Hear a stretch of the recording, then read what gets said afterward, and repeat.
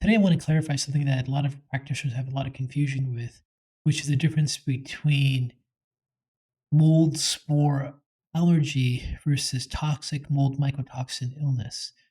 So, when you look at mold, mold can release mold spore, and mold spores tend to trigger allergies.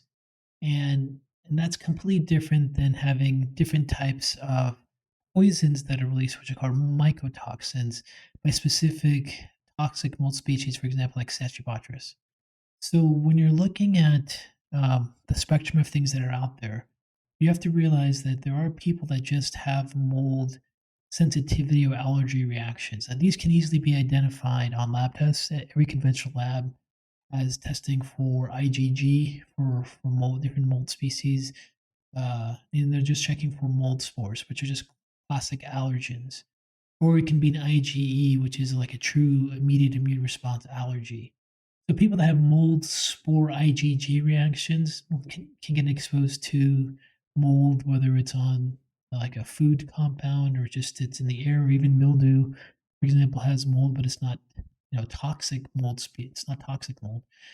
But so even like the mildew in old homes and showers, they can really have these airborne allergens all around them that make them not feel well. And that's not to be confused with toxic mold illness, which is this very high amount of poisonous mycotoxin that's released by toxic mold, black mold species, right? Not just mildew.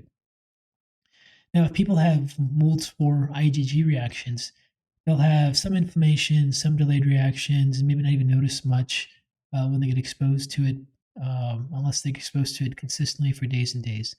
That's different than people that have IgE mold reactions. IgE is going to be classic allergy, and when people have these, they're going to have an immediate and like reaction to the mold. They can even have anaphylaxis. They can have difficulty breathing. They can have wheezing. They can have their, like, for example, the asthma triggered.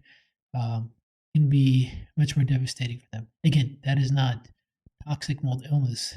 Those are just mold spore allergies. So as a clinician, make sure you understand the difference. Someone tells you they walk into an old building, they walk into an old hotel and they don't feel well.